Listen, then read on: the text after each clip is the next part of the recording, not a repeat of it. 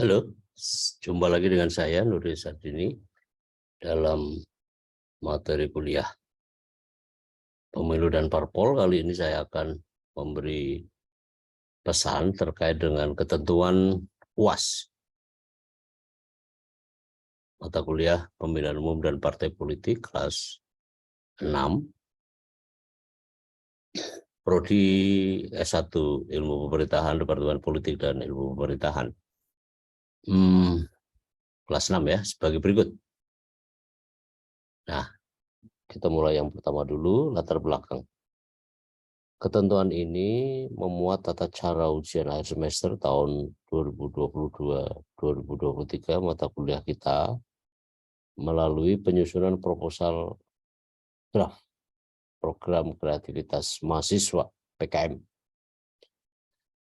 Nah, saya punya latar belakang kenapa ini harus saya tempuh, karena pertama-tama tren atau penggalakan kebijakan kurikulum Merdeka Belajar, Kampus Merdeka MBKM yang sama-sama kita tahu mengharuskan bahwa setiap mahasiswa memiliki kesempatan sebanyak mungkin dan seluas mungkin pengalaman untuk berkreasi dan berinovasi melalui praktek-praktek yang langsung, tidak sekedar teoritis, tetapi juga menautkan antara teori ke prakteknya dalam rangka meningkatkan soft skill, hard skill.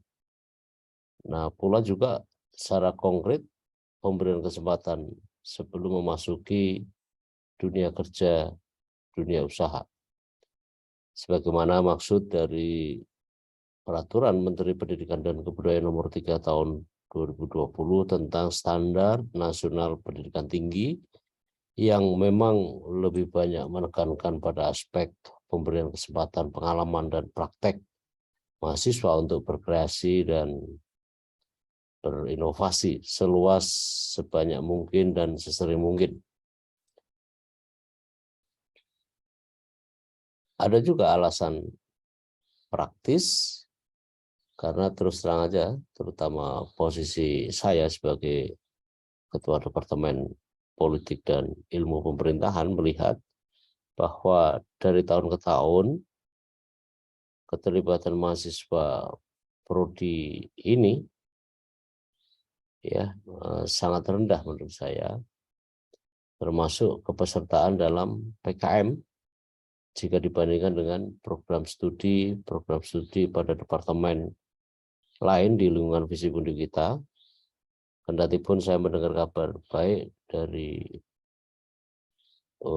fakultas dan universitas, ada lima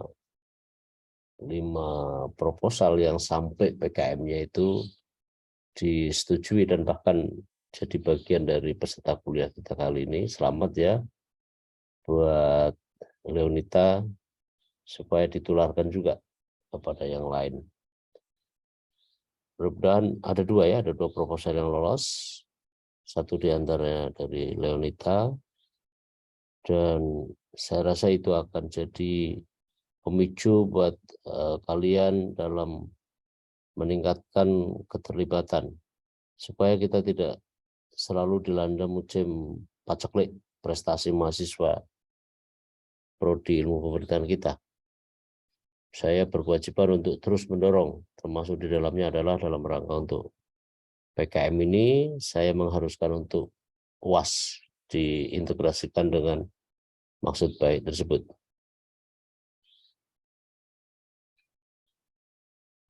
Mata kuliah ini dirancang selain untuk meningkatkan kognisi afeksi psikomotorik mahasiswa, pula untuk meninggikan frekuensi pembiasaan, gitu ya. Istilah saya adalah meninggikan pembiasaan, supaya mahasiswa sekali lagi berkreasi dan berinovasi. Kesempatan harus terlalu diberikan, termasuk sedikit-sedikit dipaksa lah gitu ya, supaya kesempatan dan keterlibatan itu mampu menjadi pembiasaan ya, jadi kebiasaan akhirnya di kalangan mahasiswa. Dunia pendidikan selalu mengharuskan adanya impresi terhadap mahasiswanya. Terutama saya tekankan di lingkungan Departemen Politik dan Ilmu Pemerintahan, yang itu adalah kewajiban saya. Lalu yang berikutnya, saya ingin menyatakan bahwa kajian pemilu kita ini memiliki potensi yang besar untuk digali dan diangkat dalam berbagai studi, karena pemilu ini selain merupakan gitu ya pengejawantahan dari nilai besar demokrasi, demokrasi elektoral, demokrasi perwakilan, lalu adalah pemilu, ya itu adalah lahan ya yang dapat digali dan diangkat sebagai tema kreativitas dan inovasi mahasiswa, termasuk jika akhirnya saya ingin mendorong untuk kita tautkan dengan program PKM ini. Saya berharap ini akan jadi perhatian kita semuanya.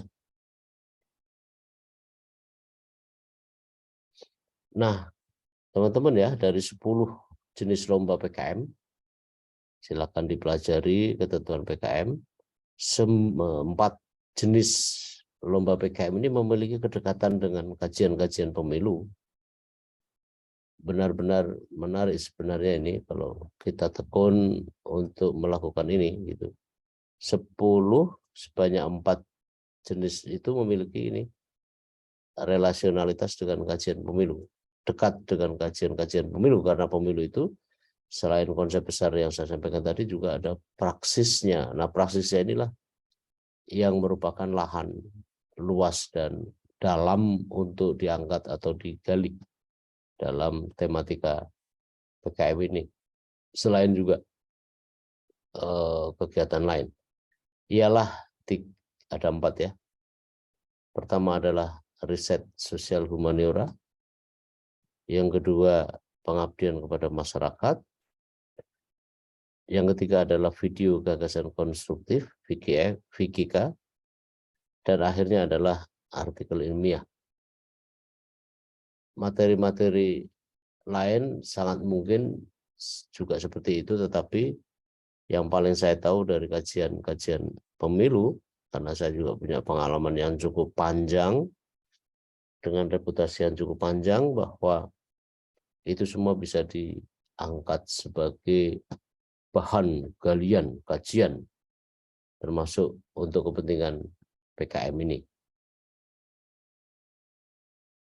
Nah, itulah seperti tolak dari latar belakang di atas ya.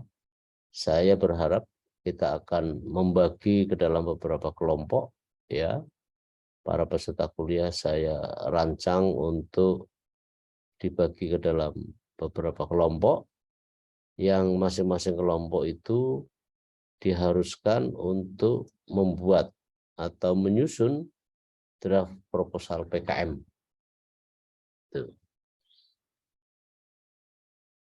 Nah, tiap kelompok akan terdiri atas 5 orang. Ya, nanti akan saya sampaikan daftarnya di belakang. Kendatipun ada sebagian lebih karena jumlah ganjil tidaknya untuk pecahan 5 kelompok. Prinsipnya adalah untuk 5 orang dalam satu kelompok, tetapi di bagian akhir selalu saya akan tambahkan jika itu masih kurang, sehingga supaya memperoleh kesempatan yang sama semua. Nah, teman-teman ya, luaran itu output outcome atau hasil akhir dari karya UTS ini berupa proposal PKM. Ya. Nah, nanti sesuai nama, tema, dan jenis PKM yang dilombakan apa saja, saya akan sampaikan di belakang presentasi ini.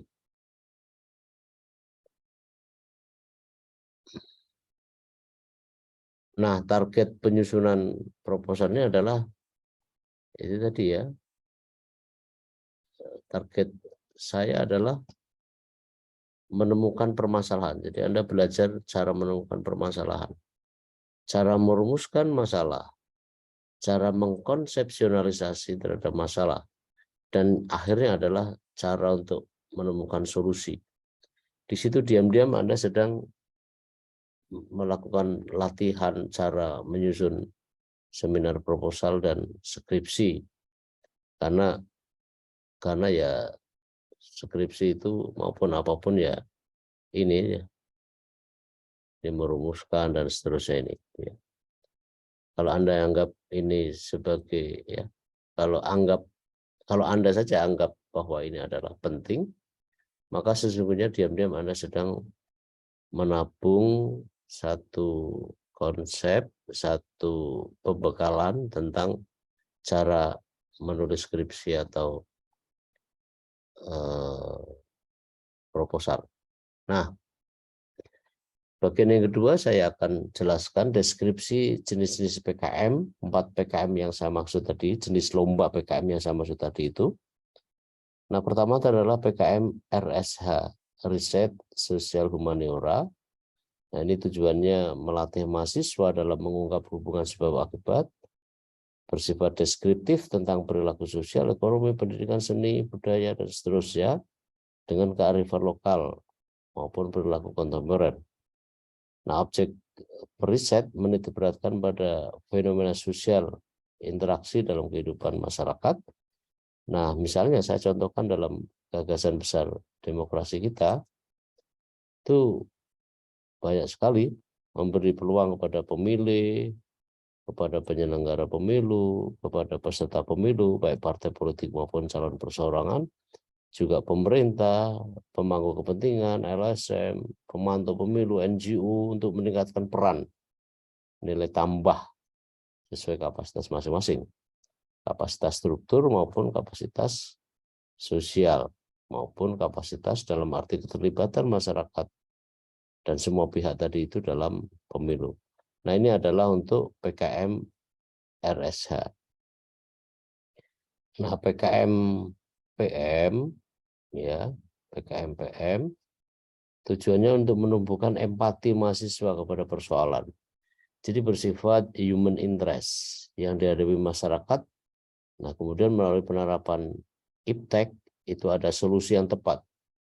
Persoalan dan kebutuhan masyarakat yang tidak berpotensi pada profit ya, non-profit motif ya. Ini pertama. Yang kedua, selain banyak kemajuan, misalnya ya, penyelenggara pemilu di Indonesia masih menyisakan sejumlah persoalan, ketidakberdayaan pemilih, praktek politik uang, pemanfaatan IT, kecurangan, netralitas ASN, dan beberapa lainnya.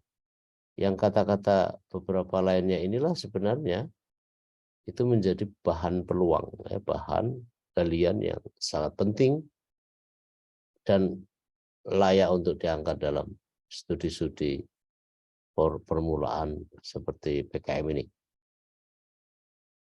Nah, yang ketiga, jenis ketiga adalah PKM VGK ya. Ingat ya, VGK adalah video gagasan kreatif. Ini dia untuk memotivasi partisipasi mahasiswa dalam mengelola imajinasi. Anda punya imajinasi itu bisa berharga banget karena ia juga punya insentif nilai tambah persepsi dan nalar, memikirkan tata kelola yang konstruktif sebagai upaya pencapaian SDGs. SDGs itu luas, banyak sekali aspeknya. Itu yang pertama. Yang berikutnya, ini dia. Saya terjemahkan visualisasi kejadian peristiwa yang berangkat dari permasalahan pemilu. Itu juga topik yang menarik untuk diangkat. Untuk meningkatkan misalnya kesadaran pemilih, pemilih yang cerdas, anti politik uang, dan jadi bahan sosialisasi warga pemilih dalam pemilu. Saya berharapkan bahwa video yang dihasilkan kelak gitu ya, itu adalah video yang mampu menggugah human interest tadi itu, dan saat bersamaan menjadi benar-benar mampu membuat orang tergugah. Syukur-syukur kemudian dan pada akhirnya akan menjadi hal yang sangat bisa direalisasikan. dengan sebaik mungkin. Yang berikutnya, jenis lomba yang disediakan dalam PKM adalah AI, ya, artikel ilmiah.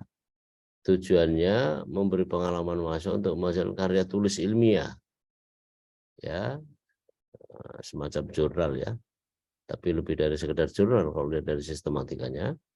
Maka yang bersumber dari kegiatan hasil akademis di lead up gitu ya masyarakat. Misalnya studi kasus, praktek lapangan, KKN, PKM, pendanaan yang tidak ini untuk yang lainnya, yang merupakan hasil kerja kelompok. Mengapa politik uang misalnya ya selalu mewarnai pemilu kita dalam urusan pemilu ya? Ini umum, ini khusus yang saya bikin. Mengapa politik uang selalu mewarnai pemilu kita, pilkada kita, pilkades kita bahkan? Mengapa pemilih hanya dijadikan alat untuk meraih jabatan, janji calon dan seterusnya? Ini kan masalah. Masyarakat kita tidak punya kapasitas yang memadai untuk melakukan upaya-upaya sesuai dengan konstruksi apa ya yang dialaminya, jalan pikiran, keadaan dan seterusnya. Berikutnya bagian ketiga, sistematika proposal. Sistematika proposal ini saya rancang, memodifikasi tanpa menghilangkan substansi syarat ya dalam PKM ini. Kita akan lihat ada 4 sistematika yang memang sesuai petunjuknya berbeda-beda ya. Tapi yang jelas judul semua harus ada ya. Judul itu tidak boleh lebih dari 20 kata. Hindari akronim karena memang tidak boleh ya. Akronim atau singkatan di dalam judul, apapun judulnya itu tidak boleh ya. Semenarik mungkin ya harus lebih menarik, eye catching gitu ya, readable gitu dan logis. Nah, bab 1 pendahuluan, nah ini memuat hal-hal yang ditentukan ya. Silakan nanti bisa dipelajari secara lebih detail gitu ya. Tapi yang jelas di dalam pendahuluan selalu ada latar belakang. Kemudian justified terhadap apa masalah dalam fenomena sosial dan permasalahan yang kemudian akan diangkat. Ya. Ini semua ini bisa dibaca. Lalu yang kedua, bab kedua ya, tinjauan pustaka, menguraikan, menjelaskan teori yang melandasi riset yang akan diangkat, disertai dengan penjelasan beberapa kali temuan penelitian lain. Ya, revised studies atau ya penelitian terdahulu yang pernah dilakukan oleh peneliti lain.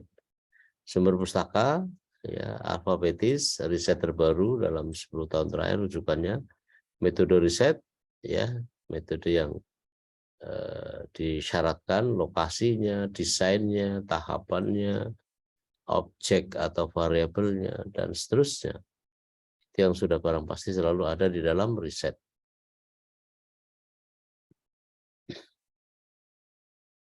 Nah, biaya dan jadwal pelaksanaan saya minta untuk dikosongkan saja, karena sesungguhnya saya lebih menekankan pada aspek-aspek cara merumuskan, cara mengangkat masalah gitu ya. Nah, ini dia ya. Ini masalah-masalah yang penting ya. Nah, ketika biaya dan jadwal saya kira itu nanti akan bisa dipenuhi. Yang penting ada pedoman teknisnya. Lalu adalah daftar pustaka.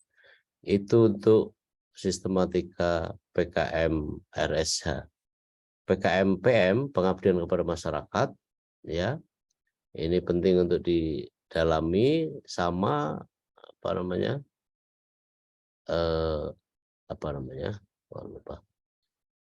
ini persyaratannya yang ada di PKM, yang ada di PKM ya di dikti, yang di PKM yang diterbitkan oleh dikti, buku petunjuk atau buku manual oleh dikti. Nah ini untuk terkait dengan ini ada bab 1 pendahuluan, ini dia. Harus disebut mitra program ini, misalnya KPU, Bawaslu, DKPP, dan seterusnya. Alamat di mana kantornya dan seterusnya. Ini bisa di searching ya. Harus ada latar belakang kenapa disusun proposal ini dan mengidentifikasi permasalahan kebutuhan yang dihadapi dengan kelemahan yang ada di KPU, Bawaslu, DKPP. Nah, mahasiswa punya peran untuk mengisi atas itu. Itu maksudnya. Kenapa akhirnya perlu ada pengabdian karena latar belakang itu. Ya, dan dengan itu kemudian Anda mengungkapkan keyakinan Anda bahwa mitra program ini misalnya akan tertarik dan seterusnya. Dan seterusnya ya. Lalu bab 2, gambaran umum. Nah, ini silakan dipelajari umum ya, potensi dari aspek spesifik, sosial, ekonomi, lingkungan, dan seterusnya. Itu bisa dipelajari secara tersendiri sih, tanpa harus ditunjukkan oleh pengampu. Nah, sistematika yang ketiga mestinya ini PKM. Oh ya, ini lanjutan ya, lanjutan PKM PM, berarti lanjutannya. Ini dia biaya metode pelaksanaan, ini dia. Anda menetapkan baseline dulu berdasarkan kondisi real dan program. Langkah apa yang akan Anda ambil dengan pengabdian ini, itu. Lalu penetapan baseline, langkah untuk mengukur masalah, langkah strategis yang dilakukan, rancangannya, solusinya, menuliskan peran dan kontribusi masing-masing pihak, itu. Misalnya tadi mitranya mitra lembaga negara, lembaga swasta gitu ya, biaya dan seterusnya. Saya kira kita kosongkan saja. Karena sekali lagi yang saya pentingkan di sini adalah cara Anda untuk berlatih dalam melakukan banyak kegiatan yang terkait dengan dunia ilmiah. Nah, sistematika VGK adalah video gagasan kreatif, konstruktif gitu ya. Nah, ini dia, tidak boleh menggunakan akronim, singkatan tak boleh lebih dari 20 kata. Nah, pendahuluan, nah ini dia.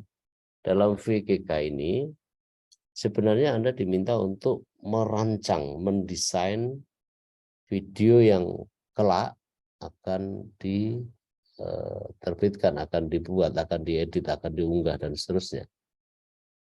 Jadi semacam file video yang siap unggah gitu. Itu hasil akhirnya. Tetapi dalam kaitan ini adalah merancang saja, membuat skenario dan seterusnya. Uraian jelas permasalahannya apa yang diangkat. Ini harus human interest atau merupakan gagasan yang sangat penting, ya. Misalnya sosialisasi, membantu sosialisasi bagi KPU dalam hari H. Apakah Anda tahu hari H pelaksanaan pemilu tahun 2024 misalnya, tanggalnya berapa, harinya apa, mulai jam berapa gitu. Lalu lokasinya di mana, apakah semua pemilih sudah tahu bahwa lokasi pemungutan dan penghitungan suara di tanggal 14 Februari, yaitu adalah voting day, sekaligus adalah Valentine Day itu bisa sudah ditangkap belum sama masyarakat gitu ya. Dan karena itu Anda membuat video ini gitu. Nah, ini dia masih VGK ya. Ini skenario kontennya.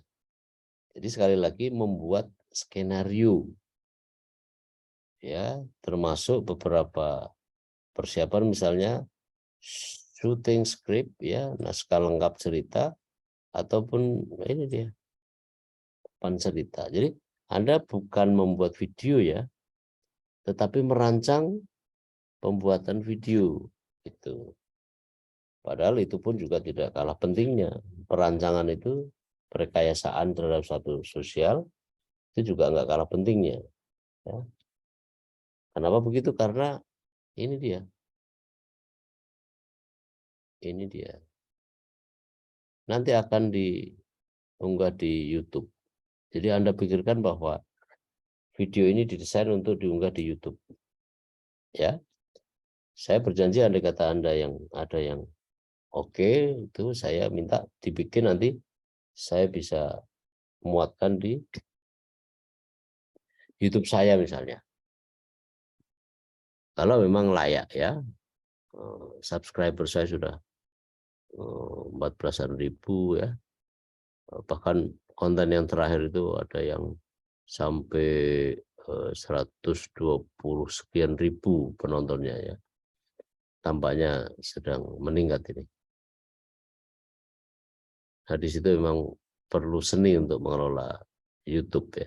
Oke, bab ketiga, tahapan pelaksanaan. Ini tentu saja ada jadwalnya, ada caranya gitu ya. Nanti silakan jadwal, biaya dan jadwal kegiatan kosongan saja, karena pertama-tama saya tidak akan mendorong Anda untuk terlalu detail di situ, karena yang saya pentingkan adalah pada aspek-aspek yang bersifat peningkatan kemampuan dalam merumuskan suatu masalah. Oke.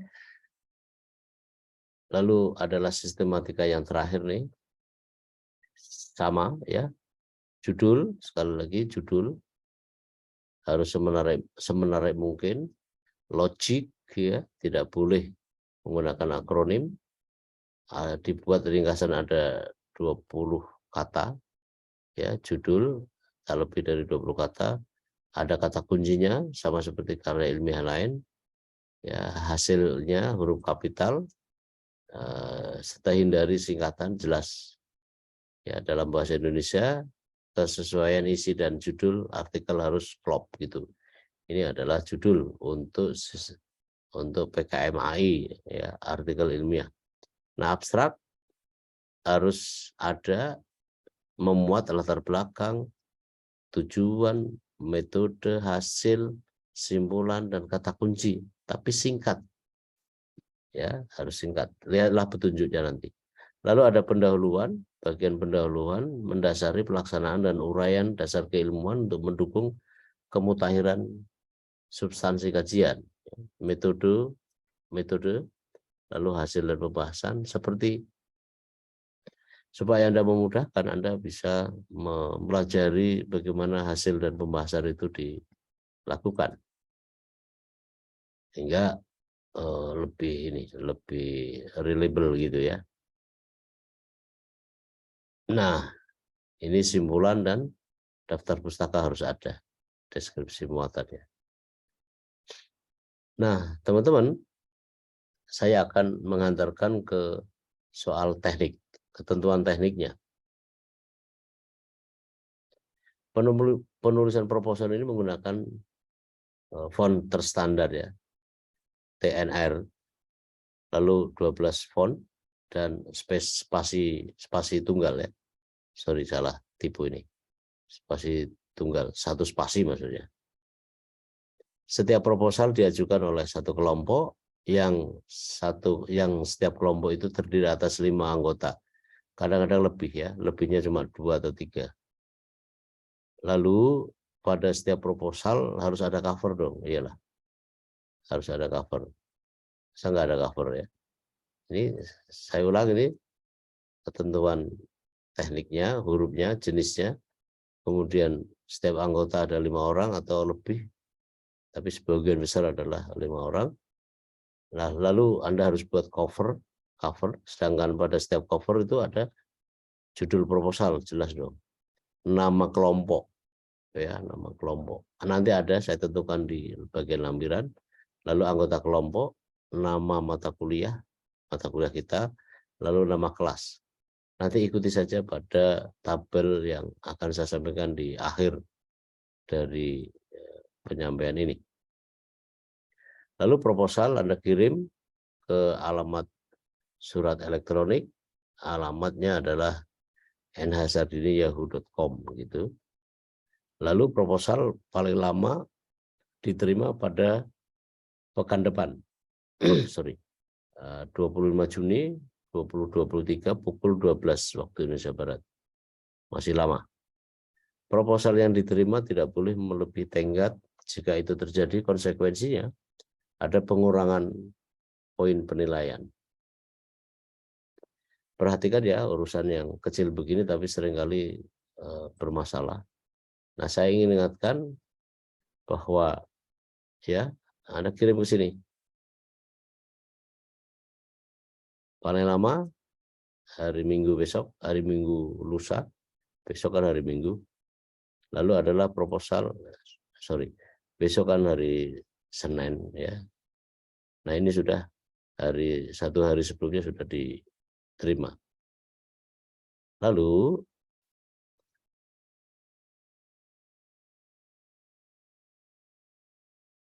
barkode presensi saya perlu jelaskan. Seperti biasa saya akan mengirim barkode presensi kepada setiap peserta kuliah melalui grup dan atau melalui format sesaat ya, setelah dimulainya dibukanya jadwal UAS. Tentu saja ini harus menunggu pada hari dan jamnya. Lalu tiap peserta kuliah tidak harus hadir di ruang ujian. Tapi kalau mau hadir ya silakan, tapi tidak ada urusan dengan ini.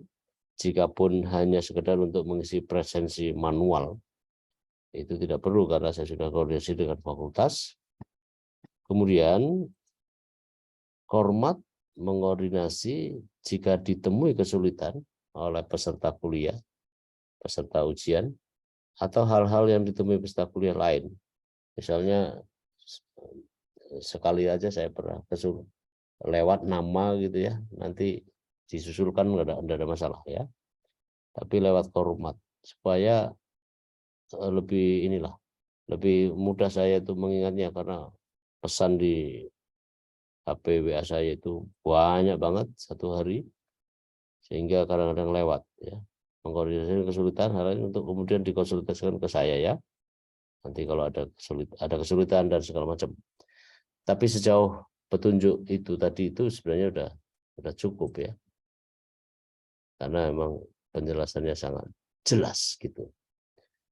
Nah, ini dia penutup tema, teman-teman ya, perlu diperhatikan tema yang diajukan ada dalam tabel nanti.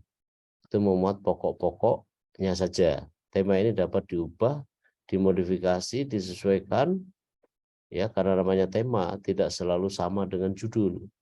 Tetapi andai kata Anda mau ambil tema yang saya sajikan sebagai judul, itu juga enggak mengapa, tetapi saya sarankan untuk memodifikasi tema-tema nanti itu sesuai dengan kesepakatan di kelompok itu.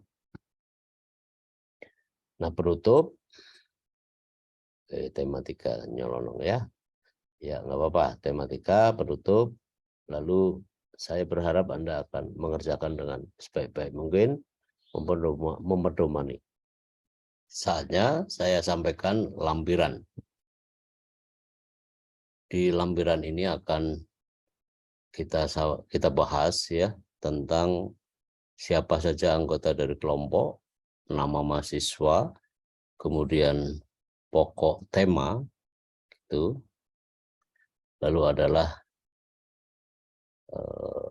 jenis PKM-nya. Jadi saya ulang ya.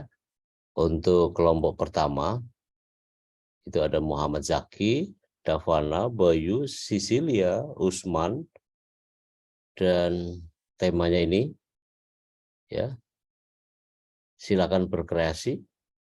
Kelompoknya ini kelompok 1 kelas 6, jenisnya adalah RSH. Itu 1. Kelompok 2 ya, kelompok 2 ini temanya ini ada Awaludin, ada Seha, ada Rantika, ada Jadetami, ada Harbangun ya. Ini jenisnya adalah RSH. Silakan diperhatikan. Lalu kelompok 3 ya. Kelompok 3 temanya ini RSH gitu. Nah, saya ingin sampaikan Anda boleh kreasi. Misalnya lokasi di desa X, Y, Z gitu boleh gitu. netralitas ASN dalam pilkada. Pilkada mana? Pilkada tahun sekian-sekian di sekian-sekian misalnya.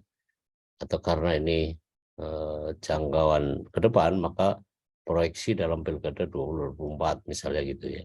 Kecurangan di mana dan seterusnya. Saya memberi peluang supaya pokok tema, maka saya namakan pokok tema saja.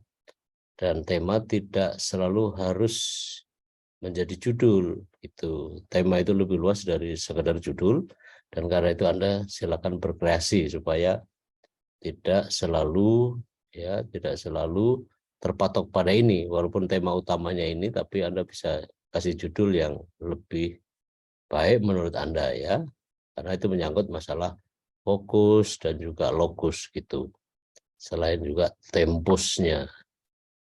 Nah itu kira-kira. Nah kelompok berikutnya ya kita sebut kelompok 4 gitu.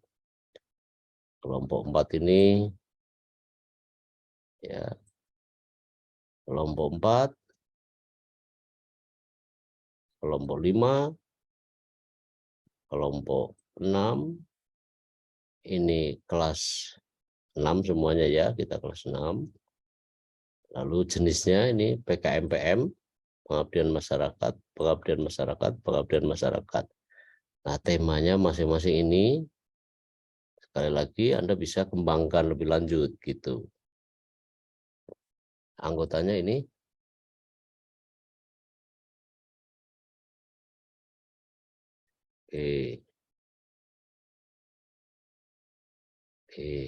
ya.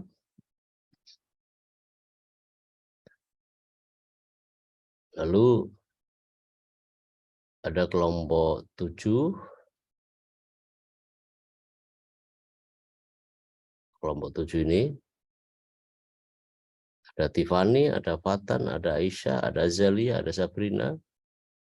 Kelompok 8 ada Tiara, ada Muhammad, ada Maharani, ada Maila, ada Tesalonika, ada Gerhard, ada Airin gitu. Temanya ini silakan diperhatikan. Nah, misalnya ini karena VGK ya, video gagasan konstruktif, ini menggambarkan bagaimana misalnya penyandang di TPS gitu menggunakan hak milihnya gitu. Ini kemudian di lapas perempuan Hulu Semarang, ini video ya, video. Oke, mudah sekali sebenarnya ya. Tapi saya ingin ingatkan bahwa dalam VGK ini Anda membuat skenario ya. Silahkan pedomani yang sudah saya sampaikan di atas tadi ya, bukan membuat video. Videonya nanti kalau sudah diterima gitu katakanlah ya. Lalu ada kelompok lain ya, Muhammad Fatur, Adrian, Laisa, Dafa, Afifah ya, dia adalah kelompok 9. Kelompok 9. Temanya ini, tapi andai kata Anda ingin mengubah, itu juga boleh. Di Panti Pelayanan Sosial menurut Wardi Utomo di Kota Semarang misalnya. Ya, tidak jauh di Jabungan ini. Itu adalah PGUTA, ya, tempat kaum pengemis, gelandangan, dan orang terlantar dipelihara oleh negara ini. Nah, ini di sini ada teman-teman yang jadi kelompoknya.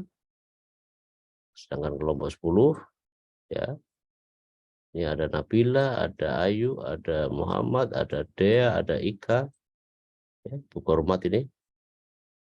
Ada Nazariu, ada Jiu, Viola, Amanda. Temanya tentang ini, silahkan Anda kembangkan, gitu. Kelompok 10, AI, artikel ilmiah, gitu. Sangat mudah sebenarnya ya. Oke, teman-teman, sukses ya, semangat untuk mengerjakannya, punya waktu cukup seminggu, walaupun sebenarnya bukan PKM murni ya, karena ada modifikasi, tapi saya tekankan adalah pada cara Anda mengangkat satu topik, permasalahan, metodenya, dan seterusnya. Sampai jumpa. Assalamualaikum warahmatullahi wabarakatuh.